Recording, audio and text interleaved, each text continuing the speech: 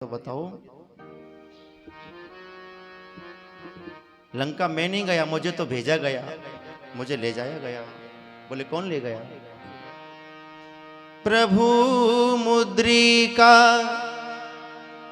मेले मुख माही, जलद नागि गहे अचरज नाहि। आपने जो अंगूठी दी मुझे, मैंने दांतों से दबा ली। वो अंगूठी मुझे रास्ता दिखाती गई और मैं उसके पीछे पीछे चलता गया। मैं नहीं गया, मुझे वो अंगूठी लेकर के गई, जो अंगूठी आपने मुझे प्रसाद रूप में प्रदान की थी, आशीर्वाद रूप में प्रदान की थी। कोई संत महापुरुष से कहे ना कि बेटा ये काम कर देना, तो मुंह से मना मत करो। ऐसे मत बोलो कि हमसे नहीं होगा, हम नहीं कर सकते। नहीं, भरी सभा में राम जी ने कहा, हनुमान जानकी का पता लगाओ और ये अंगूठी ले जाओ। इतनी वानर सेना में हनुमान जी को अंगूठी क्यों दी? अंगूठी देना चाहते तो किसी को भी दे देते, हनुमान को ही क्यों दी? क्योंकि राम जानते हैं कि मेरा कार्य मेरा हनुमान नहीं कर सकता है। अगर कोई महापुरुष संत कहे कि बेटा ये काम कर दो, मना नहीं करना। जैसे उन्होंने कहा है, आपको चुना है, इतनी भीड़ में अगर आपको चुना है और आपसे कहा है, तो करने की शक्ति और क्षमता भी वो प्रदान करेंगे। जैसे हनुमान जी को शक्ति प्रदान की और हनुमान जी ने वो कार्य किया। हे प्रभु, आपने मुझे अंगूठी दी, मैं अंगूठी के माध्यम से पहुंच गया। मैं जाने वाला नहीं, मेरी इतनी बड़ी हस्ती नहीं कि मैं समुद्र पार कर जाता, मैं लंका जला देता। नहीं, राम जी ने कहा चलो इधर से तो मेरी अंगूठी ले गई, उधर से कैसे आए? बोले उधर से माता ने चूड़ामणि दे दी, उधर से माता ने कृपा कर दी। फिर आप मुझे महान क्यों कह रहे हो? मैं महान नहीं हूं। श्री राम तो परीक्षा ले रहे हैं कि हनुमान के हृदय में कहीं अहंकार तो नहीं आ गया। आज का एक नौजवान, कोई भी प्राणी छोटा सा कार्य करता है, को कम कर, ये मैंने कर दिया, ये कथा मैंने करवा दी, ये मंदिर मैंने बनवा दिया, ये गौशाला मैंने बनवाई थी साहब, मैंने बनवाई थी। अरे आप कैसे बनवा सकते हो? आपका अधिकार तो आपके शरीर पे भी नहीं है, आपकी सांसों पे भी नहीं है। आप ये कह सकते हो साहब मैंने प्रयास किया, बस हो गया राम जी की इच्छा से। आज के तो जीव को पल पल में अहंकार आ जाता है, छोटा सा भी काम कर दे तो अहंकार के मारे नाचता डोलता है, गाता डोलता है। 2 माला ज्यादा कर दे तो दुनिया को बताता डोलता है कि साहब आज तो मैंने 5 मालाएं की हैं राम के नाम की।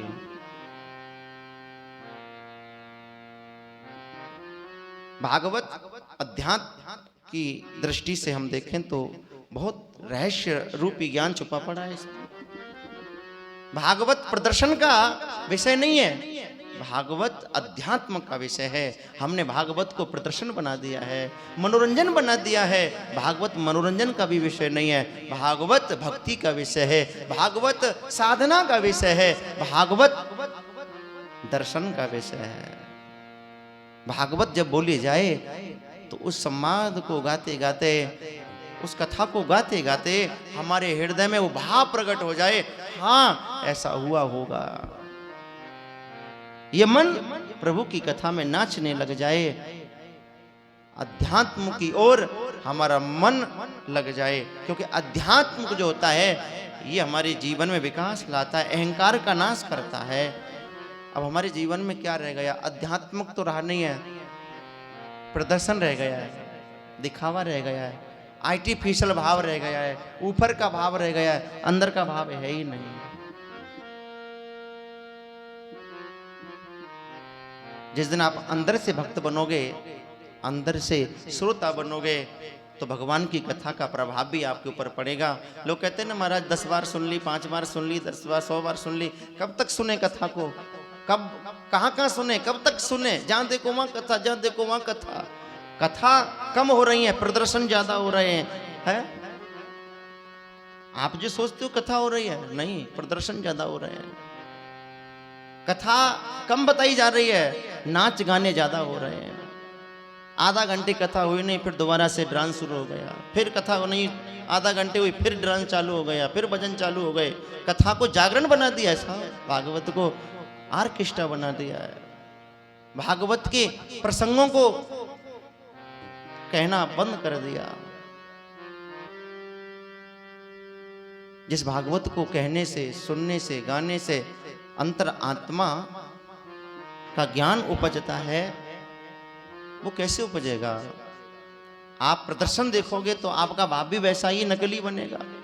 भागवत अनेकों बार सुनी और सुननी भी चाहिए। एक कपड़े को बार बार पहनते हैं तो धोना पड़ता है, बार बार पहनेंगे तो गंदा होगा, धूल मिट्टी पड़ेगा तो कपड़ा गंदा होगा। एक ही दिन पहना जाता है साहब, अगले दिन पहनने योग्य नहीं रहता है।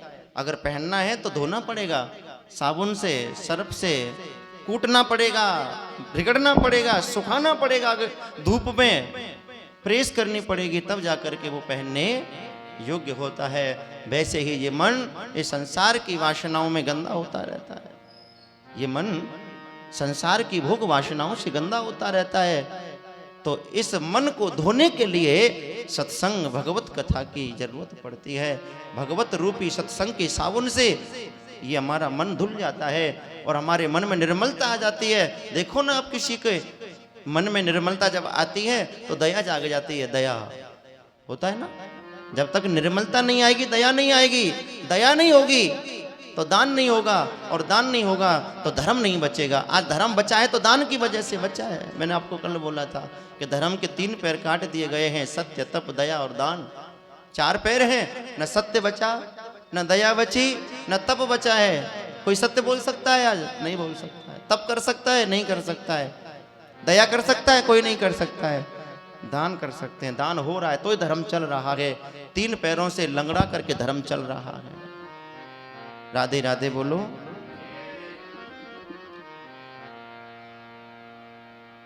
जैसे तन पे कपड़ा पहनने के बाद गंदा होता रहता है, वैसे ही हमारा मन भी गंदा होता रहता है संसार की इन बुराइयों से। इस मन को धोने के लिए भगवत रूपी ज्ञान गंगा में गोता लगाओ तो ये मन निर्मल होता रहेगा। इस मन में निर्मलता आती रहेगी तो दया जागेगी, दया जागेगी तो तुम्हारे जीवन में भक्ति आएगी, भक्ति आएगी तो ज्ञान जागेगा, ज्ञान जागेगा तो वैराग्य होगा, वैराग्य होगा तो संसार से, माया से, मोह से धीरे धीरे आपका त्याग हो जाएगा। संसार से त्याग हो जाएगा और त्याग होने के बाद तो फिर आपको संसार की कोई भी वस्तु अच्छी लगेगी ही नहीं। भागवत का पहला श्लोक में यही कह रहा है, भाग्योदय बहु जन्म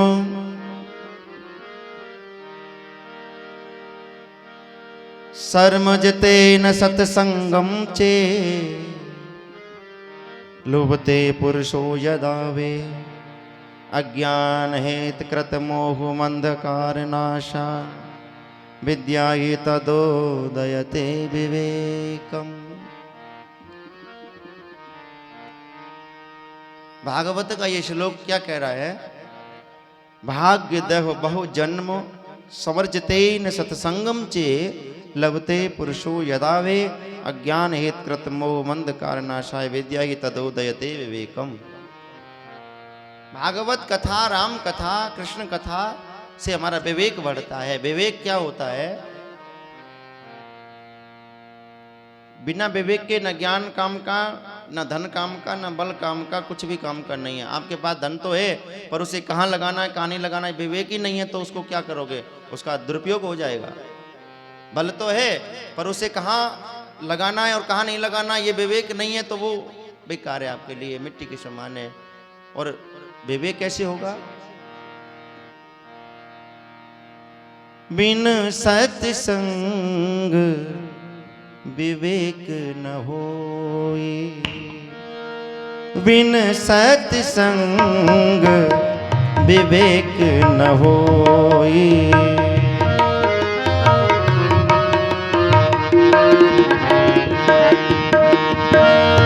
बिन सत्संग विवेक न होई, बिन सत्संग विवेक न होई।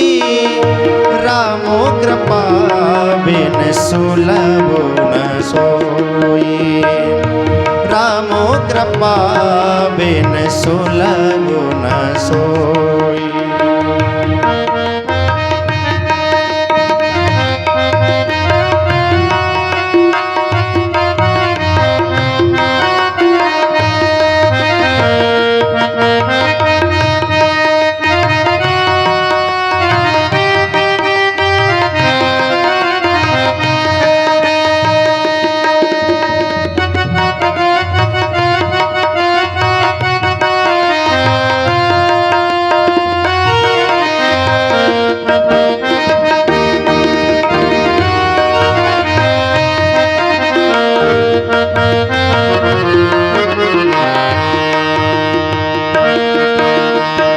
प्रथम भगत सन तन करि संगा। प्रथम भगति सन तन करि संगा। दूसरी रते मम कथा प्रसंगा। दूसरी रते मम कथा प्रसंगा।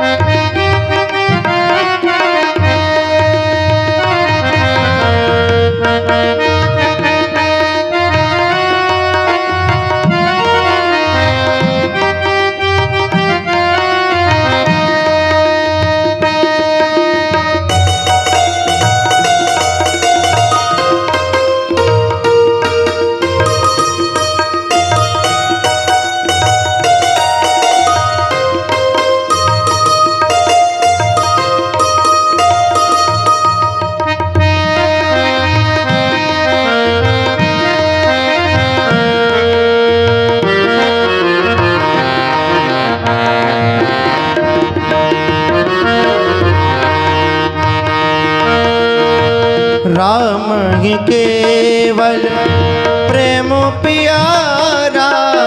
राम ही केवल प्रेम प्यारा।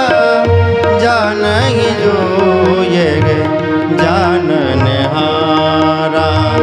जानहि जो ये जाननहारा। जानहि जो ये जाननहारा।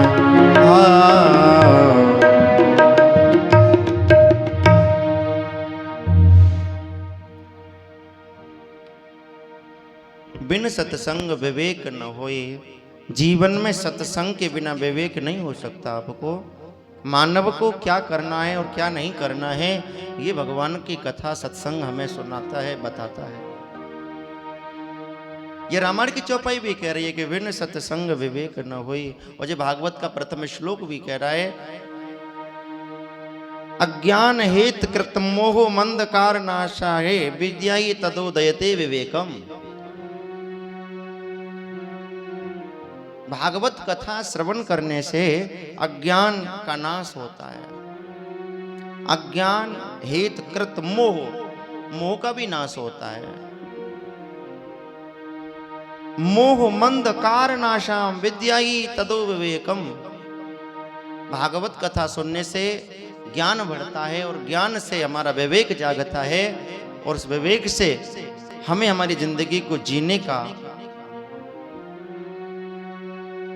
एक सूक्ष्म सा छोटा सा मार्ग मिल जाता है कि हमें जिंदगी को कैसे चलाना है, किस रास्ते पे हमें दौड़ना है। बोलो राधे राधे।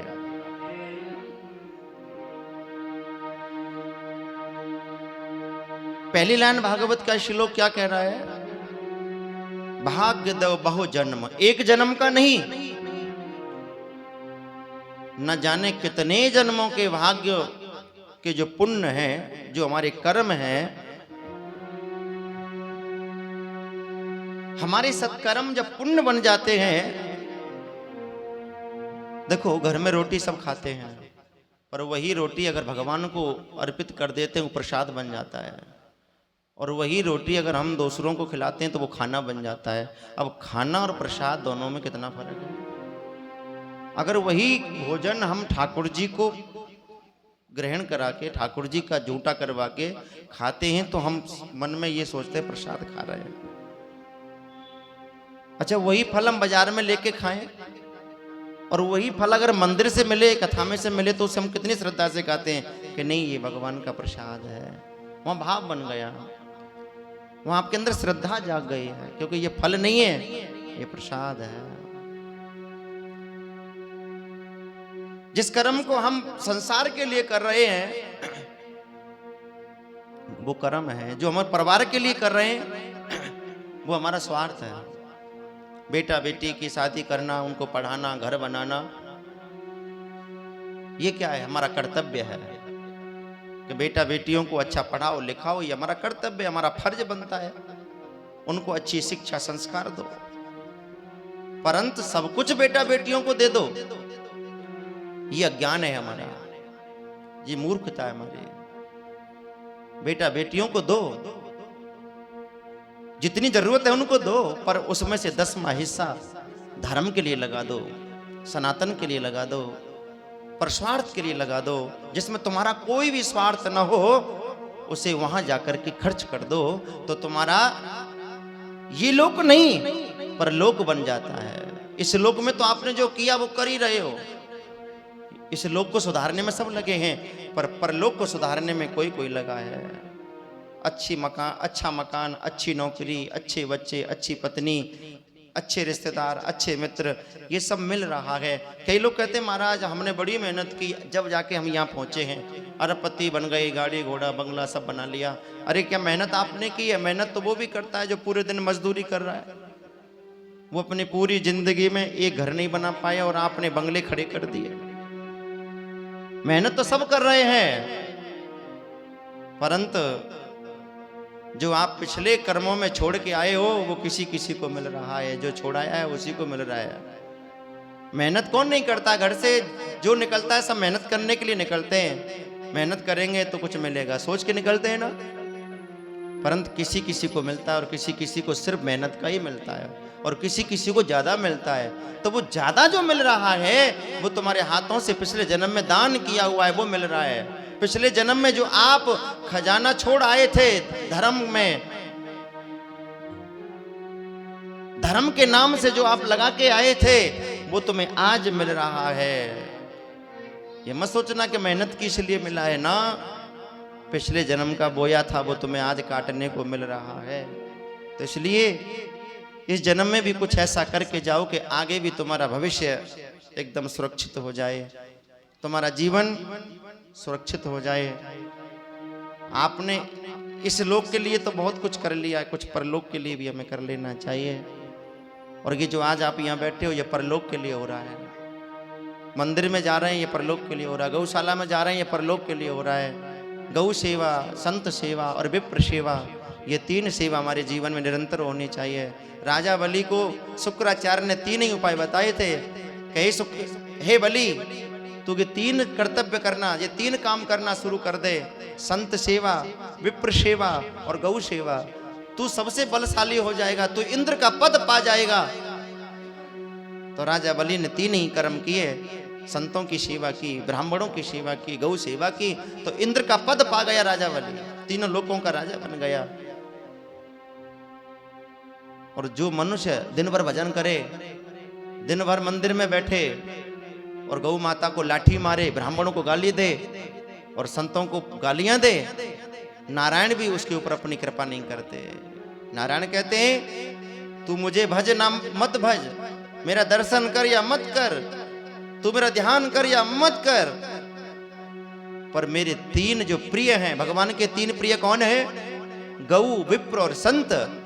तो इन तीनों की सेवा निरंतर करता रहे। मैं तेरे घर बिना बुलाए आऊंगा। तू नहीं भी बुलाएगा ना तो तेरे दरवाजे पर लक्ष्मी को लेके दौड़ा चला आऊंगा, तेरे घर को धन धान से संपन्न कर दूंगा।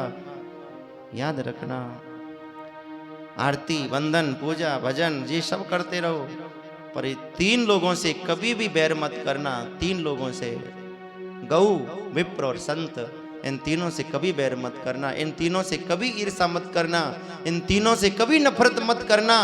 हो सके तो इनकी सेवा करना, पर मुंह से कभी गलत मत बोलना। बोलो राधे राधे। अगर कोई गलत कर भी रहा हो तो उसे परमात्मा अपने आप दंडित करेगा, पर हम किसी को अपने मुख से गंदा बोल करके पाप नहीं कमाए। अगर कोई अपने गले में राम नाम का दुपट्टा डाल के भी डोल रहा है ना, तो आप ये समझ करके उसका सम्मान करना कि कम से कम जो राम नाम का प्रचार तो कर रहा है, अंदर से चाहे कैसा भी है, पर बाहर से तो राम नाम का प्रचार कर रहा है ना। बोलो राधे राधे। कालनेमी संत बन के आया, हनुमान जी ने प्रणाम किया ना, क्योंकि संत था, उन्होंने संत को प्रणाम किया है। पर जब कालनेमी ने कपट किया, छल किया, तो हनुमान जी ने अपने आप जब उसका रूप पहचाना तो उसे दंडित कर दिया। उसे जो देना था हनुमान जी ने दे दिया। बोलो राधे राधे। बंधुओं, पिछले जन्म का बोया हमें आज मिल रहा है, तो इसलिए निरंतर हमारे जीवन में जो हमारे पास है, समझ लेना कि 10वां हिस्सा हमारा नहीं है, ये परमात्मा का है। धन बढ़ा है तो धर्म बढ़ना चाहिए, पर कई बार हमारा धन तो बढ़ता है पर धर्म घट जाता है। और जब धर्म घटने लग जाता है तो वो धन हमारे लिए शराब बन जाता है, वो धन हमारे लिए जहर बन जाता है। तो जीवन में आहार, विचार और व्यवहार, तीन ही तो बात है। अच्छा आहार लोगे तो मन का विचार अच्छा होगा, मन का विचार अच्छा होगा तो समाज में व्यवहार अच्छा होगा। गलत पैसे का अन्न खाओगे तो फिर वो विचार भी तो गलत हो जाएंगे। धन कैसा भी कमा रहे हैं, कहीं ना कहीं झूठ बोलना पड़ रहा है। दुकान पे कौन ईमानदार बन के बैठा है, कौन हरिचंद बन के बैठा है? कोई सत्य बोल के देता है, कोई चीज को बताता है कोई किस रेट की है, किस रेट में दे रहा हूं। झूठ तो बोलना पड़ता है, क्योंकि बिजनेस में झूठ नहीं बोलोगे तो बिजनेस कैसे चलेगी।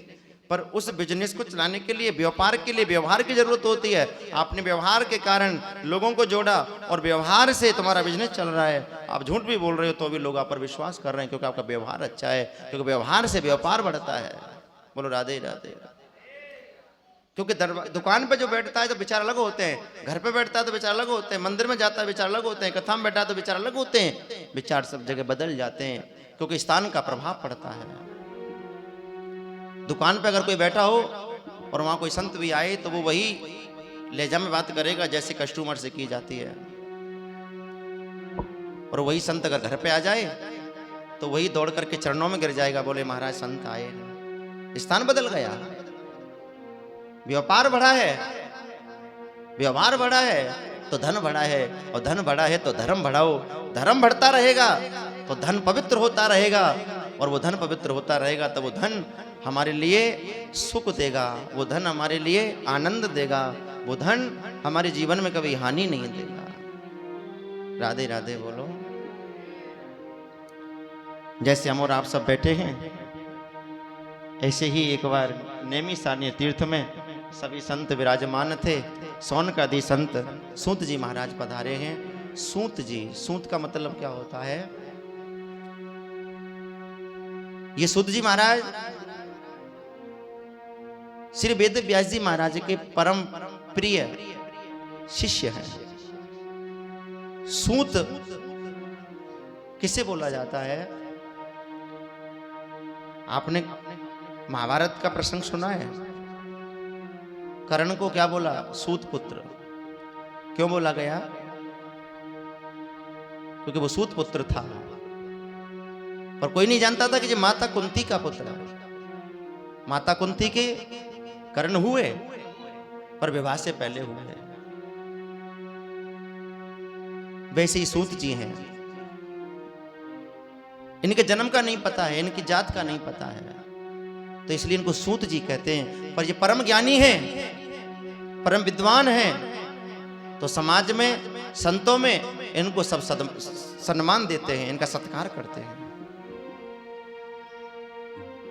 सूत जी महाराज आए, संत खड़े हो गए, हाथ जोड़ के प्रणाम करने लगे।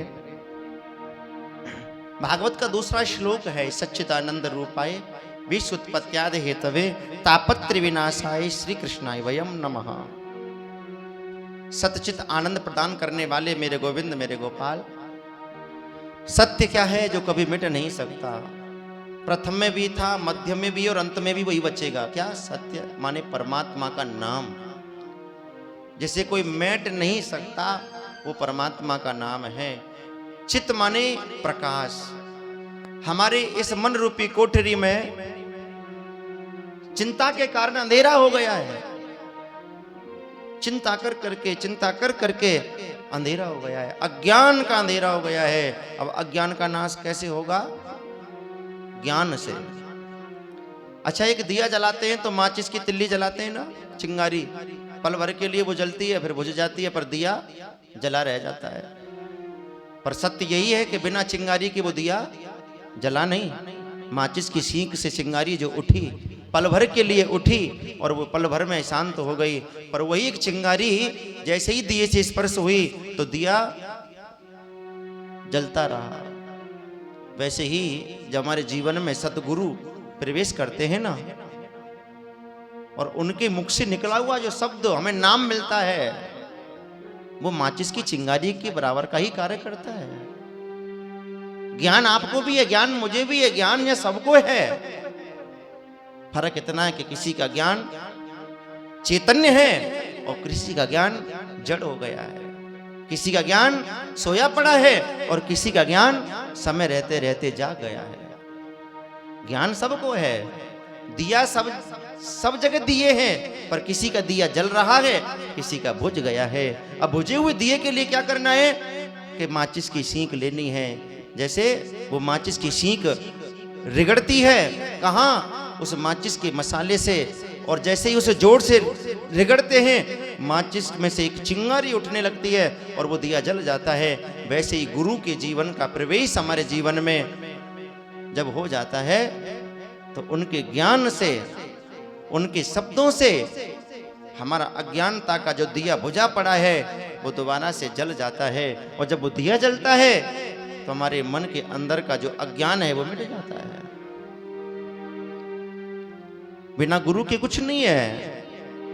मेरी नाव चाले रे गुरु के सहारे, मेरी नाव चाले रे गुरु के सहारे।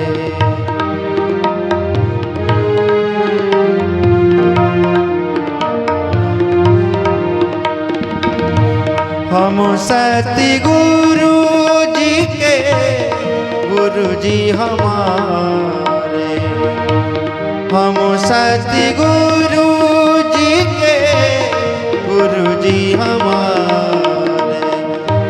मेरी नाव चाले रे गुरु के सहारे।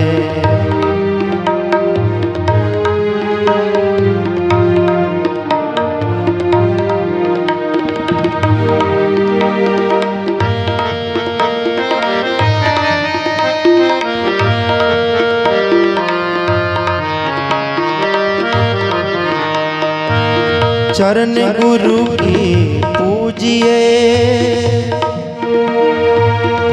पूजिए, पूजिए। चरण गुरु के पूजिए, निस दिन कीजिए कार। चरण गुरु के पूजिए, निस दिन की जयकार। प्रीत अटल करी राखिए, प्रीत अटल करी राखिए, निश्चय होए कल्याण।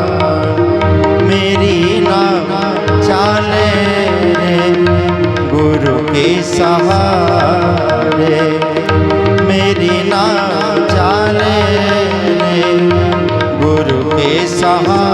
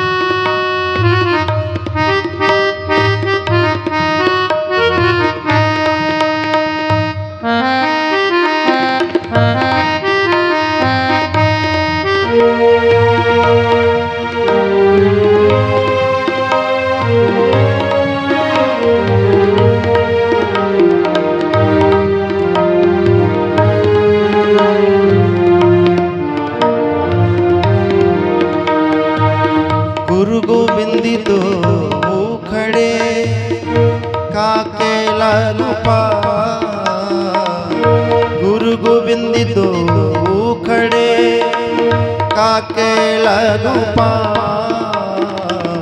बलिहारी गुरु आपकी, बलिहारी गुरु आपकी, गोविंद दियो बताए। मेरी ना वो चाले रे गुरु के सहारे, मेरी ना चाले रे गुरु के सहारे, मेरी ना चाले रे गुरु के सहारे।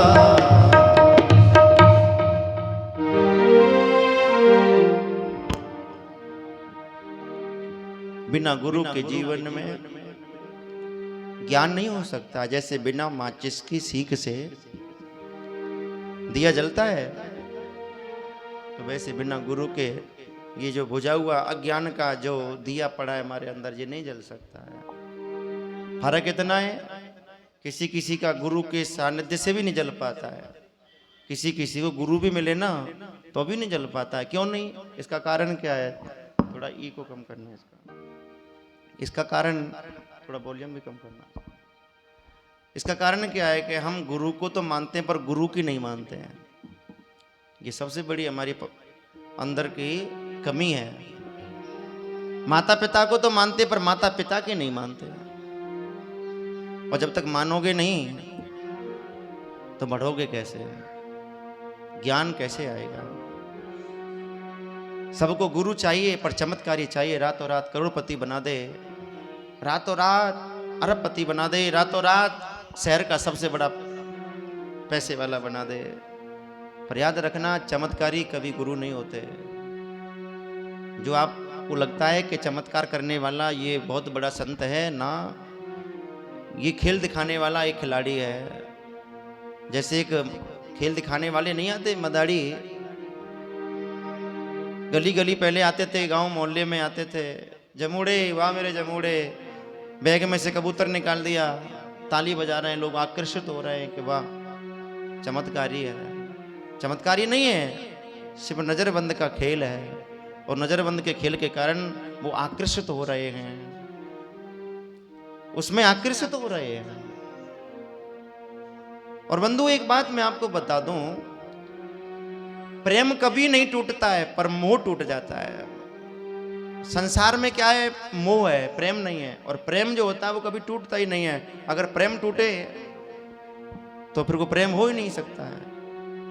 हम सिर्फ थोड़ी देर के लिए किसी के प्रति आकर्षित होकर के उसके मोह में फंस जाते हैं, फिर वो जल्दी से टूट भी जाता है। बोलो राधे राधे।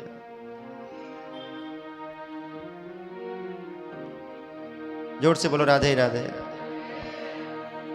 और ये तो आपको रोज बोलना पड़ेगा, क्योंकि राधे राधे नहीं बोलोगे तो आलस्य आ जाएगा अंदर। वैसे मैं आलस्य आने नहीं देता हूं। कथा में ये प्रयास रखता हूं कि किसी को आलस्य ना चढ़े। कथा का प्रसंग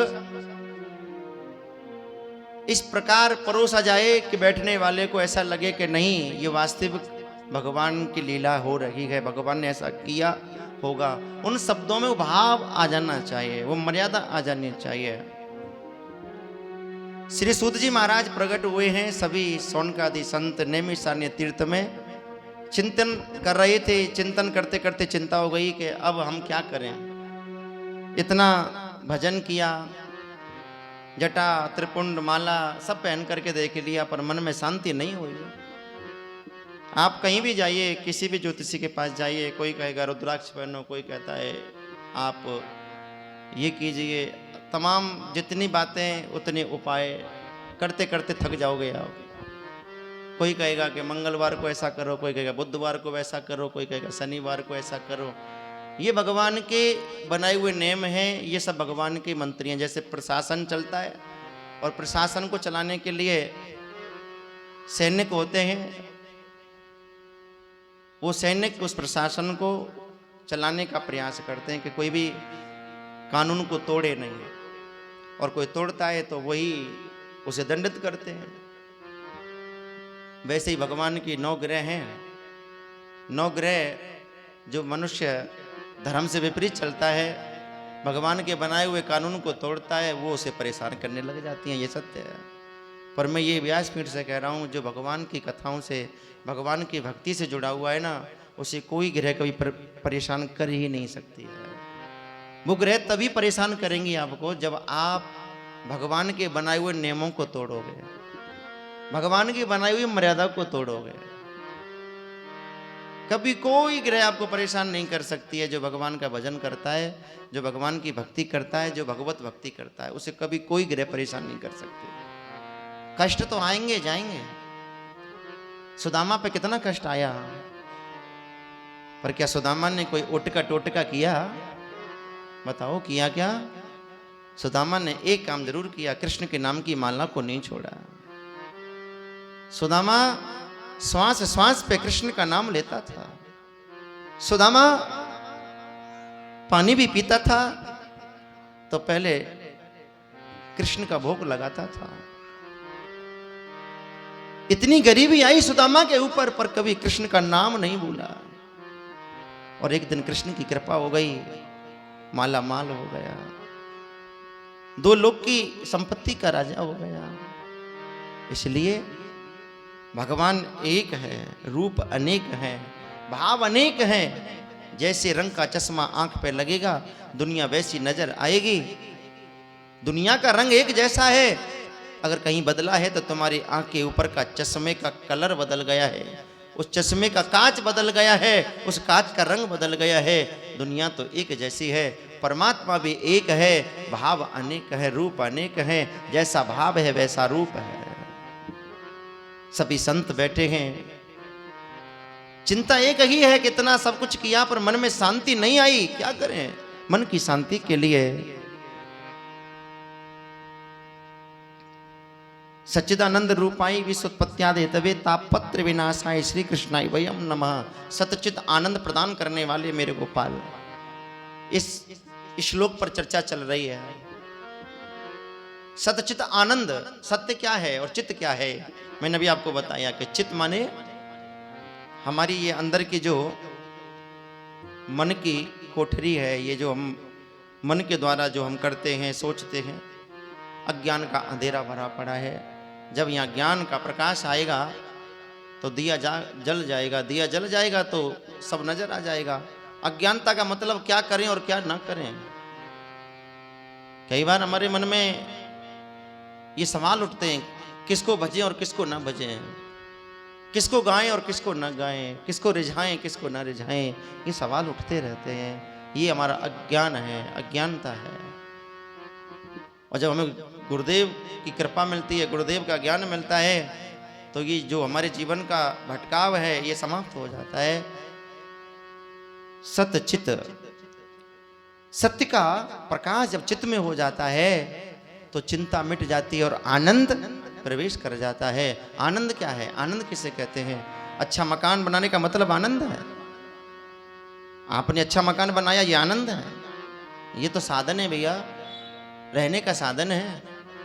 सबके पास होना चाहिए, भगवान सबको दे। जिसके पास नहीं है, मैं तो व्यासपीठ से कहता हूँ भगवान उसका घर बने।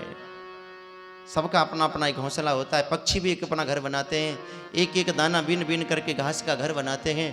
पर याद रखना, पक्षियों से कुछ सीखने को मिलता है। वो पक्षी, वो चिड़िया उस घर को तब तक सुरक्षित रखती है तब तक उसके बच्चे उड़ने ना लग जाए। और जब बच्चे उड़ने लग जाते हैं ना, तो वो चिड़िया लौट के उस घर में कभी नहीं आती है। घर भगवान से मांगो, पर बच्चों को पालने के लिए, बच्चों को रखने के लिए। जब बच्चे बड़े हो जाएं, बच्चे समझदार हो जाएं, तो फिर उस मोह में, उस घर में मोह मत लगाओ, उस घर में मोह मत डालो। जैसे वो पक्षी, वो चिड़िया, उसके बच्चे बड़े होकर के उड़ जाते हैं तो वो लौट के उस घर में नहीं आती है। वो जानती है कि यहाँ तो मुझे अपना कर्म करना था, मेरे बच्चों को बड़ा करना था, मेरे बच्चों को पालना था। बड़े हो गए, पल गए, उड़ना सीख गए, अब अपने आप बना लेंगे, घर बनाना जहाँ होगा इनको। राधे राधे बोलो। घर एक साधन है। अच्छे कपड़े पहनने का मतलब आनंद है? नहीं। शरीर को ढकने का साधन है। भोजन में आनंद है? नहीं। पेट भरने का साधन है। महाराज फिर तो गाड़ी हो 20-25 लाख की तो वो आनंद है। बोले ना, वो भी साधन है, मंजिल तक पहुंचाने का साधन है। तो फिर आनंद है क्या? किसे कहते हैं आनंद? अरे ये मानव इस संसार के साधनों में आनंद ढूंढ रहा है। घर बन जाए, बंगला बन जाए, फार्म हाउस बन जाए, है? एक गाड़ी हो जाए, एक बंगला हो जाए, अच्छे अच्छे कपड़े हों, अच्छे अच्छे भोजन हो खाने को, ये सब साधन है। तो फिर आनंद क्या है? देहिक देविक देहिक देविक भौतिक तापा, राम राज का हुई व्यापा। भगवान श्री राम के राज्य में देहिक देविक भौतिक, किसी को देह का भी कष्ट नहीं है। जानते हो, अपन तो एक अपनी बातें करते हैं, देहिक देविक भौतिक, ऐसा राज्य चलाया प्रभु राम ने। राजा धर्मात्मा होगा ना तो धरती पे धर्म बढ़ता है। जिस राजा को अपने सनातन का ज्ञान है, अपनी संस्कृति का ज्ञान है, वो राजा उस प्रजा की उन्नति चाहता है, उस प्रजा के लिए प्रार्थना करता है, उस प्रजा के लिए अपने जीवन में साधना करता है। राम ने कितनी साधना की, कितना त्याग किया। वन जब गए थे तो राम थे, और 14 बरस का वनवास काट के आए तो वो राजा कहलाए। राजा राम की जय। प्रभु श्री राम ने जीवन में संन्यास लेकर के क्या किया? साधना की, त्याग किया, सबको छोड़ दिया। अरे जिस पुत्र को ये पता है कि सुबह होते ही मेरा राज तिलक होगा, मैं राजा बनूंगा, रात तक उसको ये पता है और सुबह होते ही कह दिया कि जाओ वन चले जाओ, पल भर नहीं लगी, सब कुछ छोड़ दिया और वन चले गए। क्योंकि राम जी जानते थे कि हमारे जीवन में साधना नहीं होगी तो हम योग्य नहीं हो सकते, अयोग्य रहेंगे। साधना से ही योग्य बना जाता है। और प्रभु ने 14 वर्ष साधना की, संतों का संग किया, क्योंकि मैं संतों का संग करूंगा तो ही तो मेरे जीवन का ज्ञान आएगा, मुझे मेरे जीवन का अनुभव मिलेगा। प्रभु श्री राम वन में रहे, संतों का संग किया, राक्षसों का वध किया, माता जानकी को अत्रि ऋषि के आश्रम में ले गए। माता अनुसुईया से एक पतिव्रता नारी का जीवन कैसा होना चाहिए ये उपदेश दिलाया कि जानकी, माता अनुसुईया से योग्य कोई नारी नहीं है, माता अनुसुईया से श्रेष्ठ कोई पतिव्रता नारी नहीं है। हे जानकी, सेवा करो माता अनुसुईया की और इनसे अनुभव प्राप्त करो, ज्ञान प्राप्त करो कि एक पतिव्रता नारी को अपने जीवन में कैसे होना चाहिए, उसका चरित्र, उसकी भाषा, उसका रहन सहन कैसा होना चाहिए।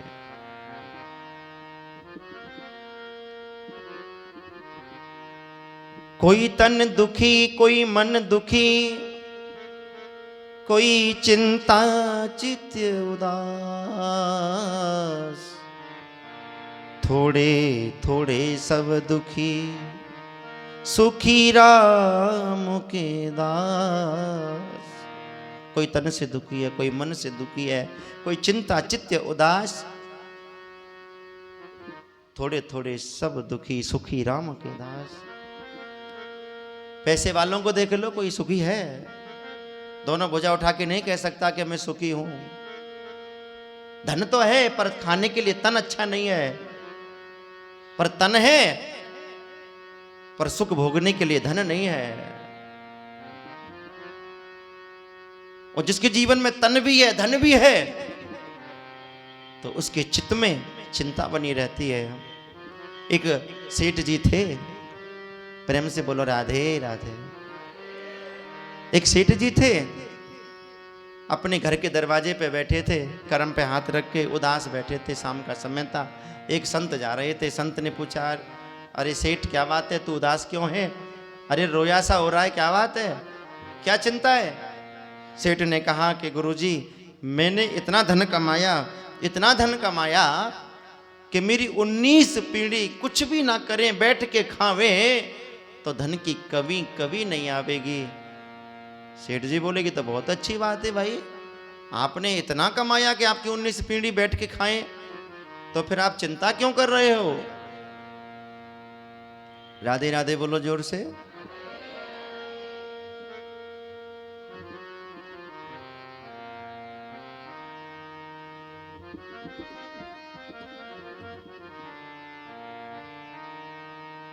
आपने इतना कमाया, 19 पीढ़ी बैठ के खा लेंगे, फिर रो क्यों रहे हो, चिंता क्यों कर रहे हो?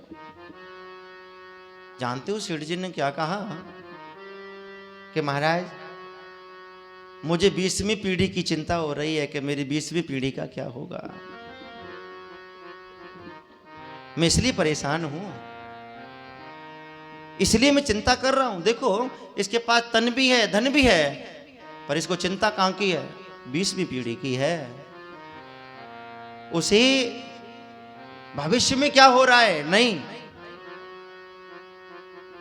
वर्तमान में क्या हो रहा है नहीं, भूत भविष्य वर्तमान चिंता हो रही है उसे कि मेरी 20वीं पीढ़ी का क्या होगा। महात्मा बोले तू एक काम कर, मेरे घर, मेरे आश्रम में चल, आज रात को वहीं सत्संग करेंगे। और वो सेठ चला गया। संत जी ने अपने चेले से कहा, बेटा आज ना भोजन 3 जगह बनाना, तेरा, मेरा और सेठ जी का। चेला बोला, गुरुजी बोलो बेटा। बोले इधर आओ। अरे बोल, सबके सामने बोल। बोले नहीं, अकेले मैं करूंगा बात।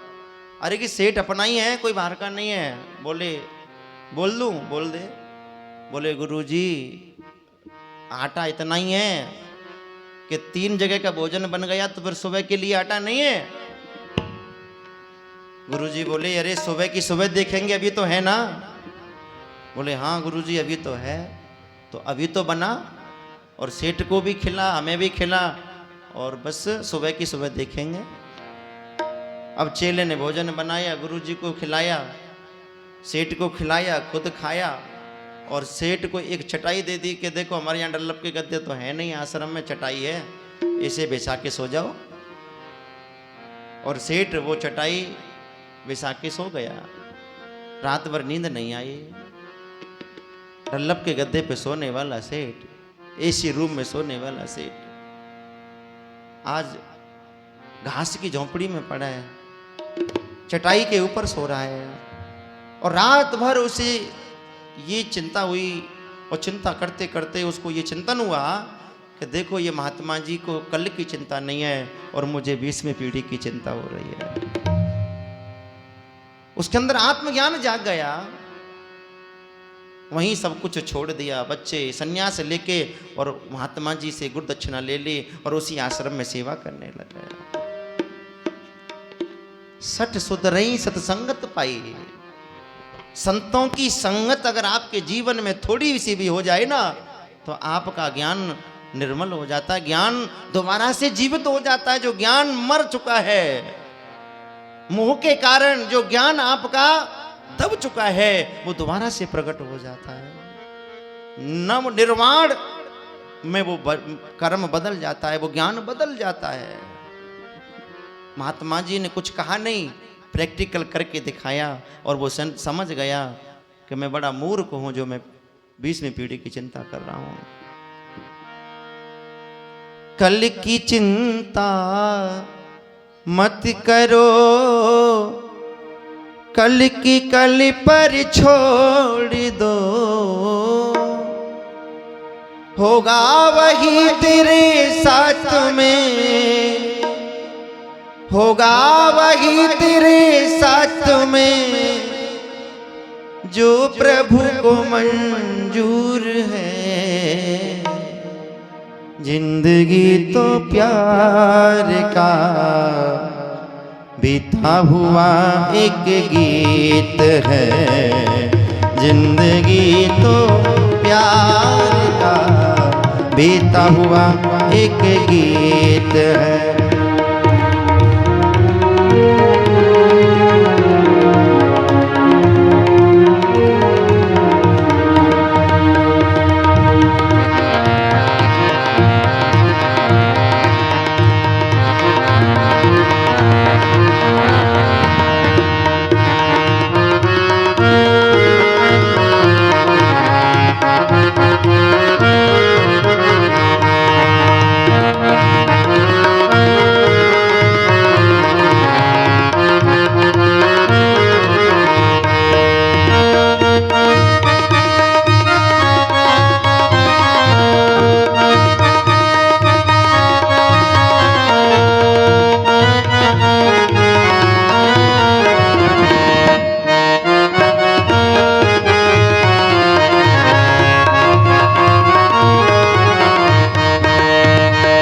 प्यार की धुन पर सजा, प्यार की धुन पर सजा, ये मधुर संगीत है।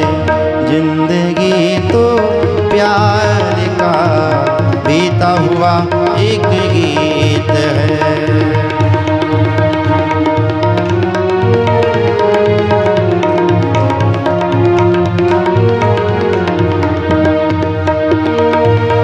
कल की चिंता मत करो, कल की कल पर छोड़ दो। कल की चिंता मत करो, कल की कल पर छोड़ दो। होगा वही तेरे साथ में, होगा वही तेरे साथ में, जो प्रभु को मंजूर है। जिंदगी तो प्यार का बीता हुआ एक गीत है।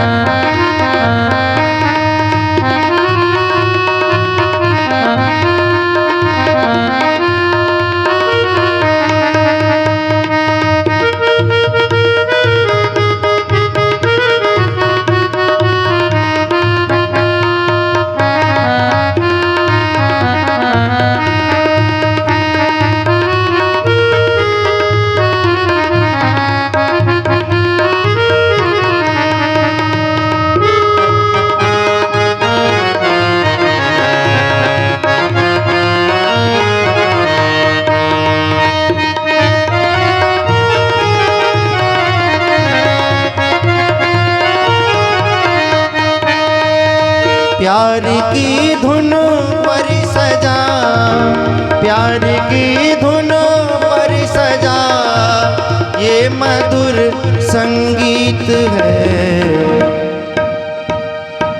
दोनों हाथ उठा के गाइए, उठाइए दोनों हाथ। अच्छा, जिसके हैं उठा लीजिए और जिसके नहीं है कोई बात नहीं।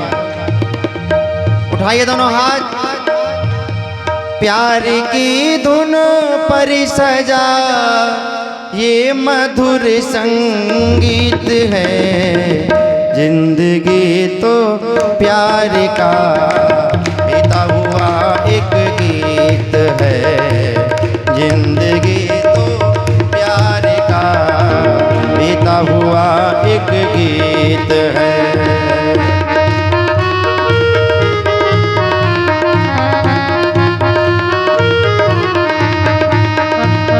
जिंदगी तो प्यार का बीता हुआ एक गीत।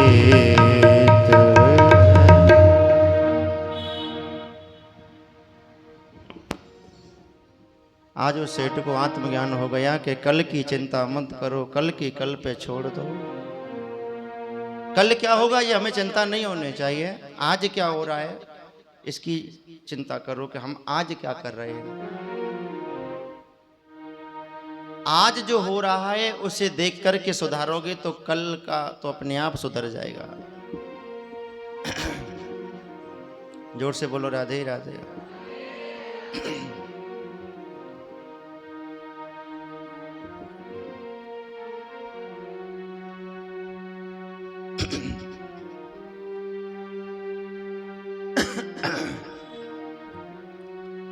उस सेठ को आत्मज्ञान हो गया।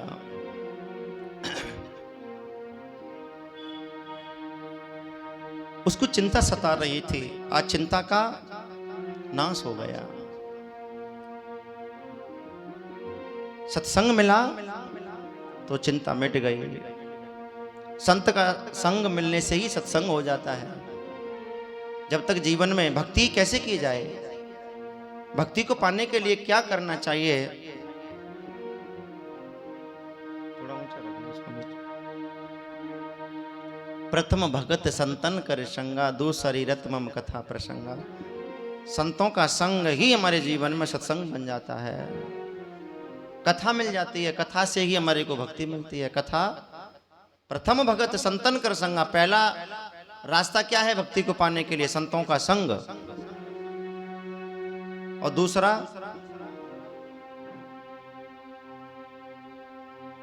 भगवान की कथा। संत और कथा ये दोनों ही हमारी भक्ति का मार्ग खोल देते हैं, भक्ति को पाने का। कोई तन दुखी, कोई मन दुखी, कोई चिंता चित्त उदास, थोड़े थोड़े सब दुखी, सुखी राम के दास।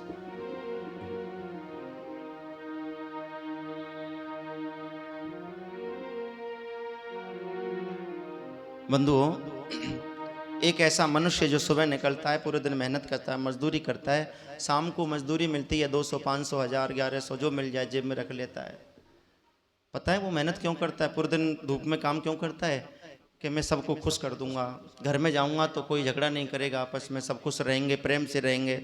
पर पूरे दिन मेहनत मजदूरी करके जो जेब में डाल के ले गया, घर गया, पत्नी को दी तो माँ रूठ गई, माँ को दिया तो पत्नी रूठ गई, भाई को दिया तो बहन रूठ गई, बहन को दिया तो भाई रूठ गया। इतना सब कुछ किया इसलिए कि सब सुखी से रहें, शांति से रहें। पर इतना सब कुछ करने के बाद भी उसके जीवन में शांति नहीं है। हम सबको खुश नहीं कर सकते, हम सबका भला बुरा नहीं सोच सकते।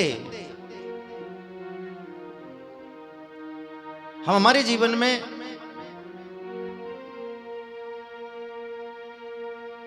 हमारे कर्म पर ध्यान दे सकते कि हमारा कर्म कैसा है, हम क्या कर रहे हैं। बुरा देखने में गया, बुरा न मिला कोई, जो दिल देखा आपना मुझसे बुरा न कोई। दुनिया को मत सुधारो, अपने आप को सुधारो। भागवत कथा जब हम कहते हैं, कथा पंडाल में, चाहे कथा पंडाल में हो रही हो, टेंट में, या कथा किसी हॉल में हो रही हो, सैकड़ों की, लाखों की, हजारों की भीड़ बैठी है, श्रोता बैठे हैं। हम उस संख्या को नहीं गिनते हैं, ना संख्या को देखते हैं। इस व्यासपीठ से सिर्फ यही देखा जाता है कि यहां सुनने वाले कितने बैठे हैं। जो कल आया था वो आज आया, जब परसों आया था वो तरसों आया। कुछ मनोरंजन के लिए आते हैं और कुछ अपने आत्म कल्याण के लिए आते हैं कि चलो हम कुछ सत्संग सुनेंगे तो हमारे जीवन में आत्म चिंतन होगा, आत्मचिंतन होगा तो आत्मा का ज्ञान बढ़ेगा, आत्मा का ज्ञान श्रेष्ठ होगा। आप दो शरीर को जैसे भोजन की जरूरत होती है, जल की जरूरत होती है, वायु की जरूरत होती है। आप इस शरीर को 2 दिन खाना मत दो तो ये शरीर थोड़ा सा कमजोर हो जाता है। जल मत दो तो शरीर मुरझा जाता है। जैसे बिना पानी के पौधा मुरझा जाता है ना, वैसे ही शरीर मुरझा जाता है। वैसे ही आत्मा को सत्संग मत दो, कथा मत दो तो इस आत्मा का ज्ञान भी नष्ट होने लग जाता है। ये भागवत सत्संग, ये कथा आत्मा का भोजन है। आत्मा का ज्ञान कब बढ़ता है? जब जीवन में कथा की कृपा होती है, संतों की कृपा होती है, सत्संग बढ़ता है, तब जाकर के हमारे जीवन में, हमारी आत्मा में आत्मज्ञान जागता है, आत्मा का ज्ञान मजबूत होता है, आत्मा का विश्वास प्रबल होता है। राधे राधे बोलो। जैसे शरीर को भोजन की जरूरत है, वैसी आत्मा को सत्संग की जरूरत है। समय समय पर जब आप कथा सुनते हो तो आप कभी ये मत सोचना क्या लाभ हुआ हमें, नहीं, आपको लाभ नहीं हुआ, पर आत्मा को लाभ हुआ है। आत्म शक्ति आपकी मजबूत हो गई, आत्मविश्वास आपका मजबूत हो गया। राधे राधे बोलो जोर से, और जोर से बोलो राधे राधे, राधे राधे, राधे राधे। सभी महात्मा संत बैठ गए, बोले महाराज बड़ा भाग्य हमारा जो आप पधारे हो, क्योंकि जीवन में संत को संत मिलता है तो मन में बड़ी प्रसन्नता होती है। संत मिलन को चालिए तज माया अभिमान, त्यों त्यों पग आगे पड़े कोटि नैया के समान। संत दरवाजे पे आए और हम उसके सम्मान में 2 कदम आगे चल देते हैं तो कोटान कोट यज्ञों का फल प्राप्त होता है। संत का सम्मान करने से, संत को देख करके अगर हम अपनी कुर्सी भी छोड़ के खड़े हो जाते हैं तो भी हमें फल मिलता है, हमें हमारे जीवन में परमात्मा की कृपा प्राप्त होती है। सैकड़ों यज्ञों का फल प्राप्त होता है संत का सम्मान करने से, उसे देख के खड़े होने से। सूत जी महाराज युवावस्था में हैं, युवावस्था में, और कि जितने भी महात्मा बैठे हैं ये बहुत बड़ी बड़ी आयु के हैं। चारों युगों को अपनी आंखों से कितनी बार बदलते देखा इन्होंने, कितनी बड़ी बड़ी आयु के संत हैं। जोर से बोलो राधे राधे।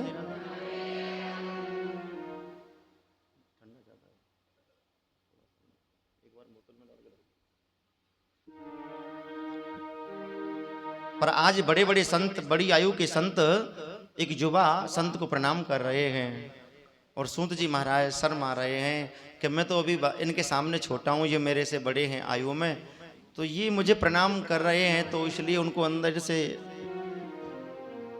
शर्म आ रही है, लज्जा आ रही है।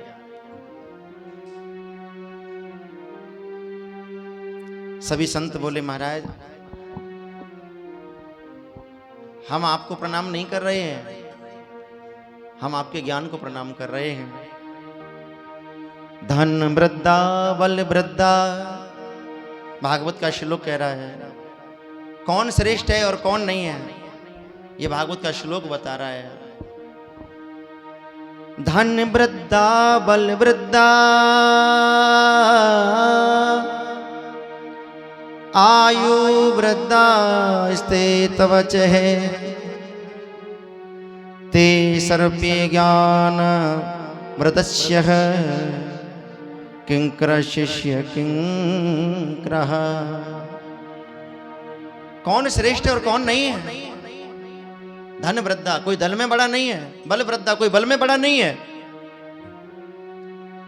न कोई धन में बड़ा न कोई बल में बड़ा, तो बड़ा है कौन। ते सर्प्य ज्ञान वृद्धस्य, कौन बड़ा है। ते सर्प्य ज्ञान वृद्धस्य किंकर शिष्य किंकर। जो जीव ज्ञान में बड़ा है, जिसको ज्ञान है वो श्रेष्ठ है, वो गुरु है, वो प्रणाम करने योग्य है। कोई धनवान है तो बड़ा नहीं है, कोई बलवान है तो बड़ा नहीं है, तो बड़ा जो ज्ञानी है वो बड़ा है, वो गुरु है। और संत कह रहे हैं, सोनकादि संत के, हम आपकी आयु को प्रणाम नहीं कर रहे हैं, हम आपके ज्ञान को प्रणाम कर रहे हैं, क्योंकि आप ज्ञान में श्रेष्ठ हो, ज्ञान में हमारे से ज्यादा हो, आपके ज्ञान को प्रणाम कर रहे हैं। महाराज सूत जी हमें आशीर्वाद दीजिए। और सूत जी महाराज आशीर्वाद देते हैं। श्री सूत जी से प्रार्थना की है कि महाराज आप कृपा करके हमें कुछ ऐसा सत्संग बताइए, क्योंकि आप पधारे हो, आए हो, तो कोई सत्संग कीजिए, सत्संग की महिमा बताइए। हमारे मन में ये जो मोह की क्रांति हुई पड़ी है ना, इस क्रांति का नाश कीजिए। हमें बताइए हम जीवन में क्या करें। बहुत सारा कर्म किया हमने, मालाएं, चंदन, तिलक, चुटिया, सब कुछ करके देख लिया, यज्ञ होम सब करके देख लिया, पर मन की शांति नहीं हुई। मन की शांति के लिए हम क्या करें। सूत जी कहते हैं माथे पे चंदन, शिखा, जनेऊ, कंठी, ये हमारे सनातन का श्रृंगार है, सनातन की पहचान है। आप क्या ये सब इनकी तुलना शांति से करते हो? माथे पर चंदन लगाने का मतलब शांति नहीं है। माथे पर या गले में कंठी पहनने का मतलब आनंद नहीं है। आनंद का विषय अलग है। ये हमारा श्रृंगार है।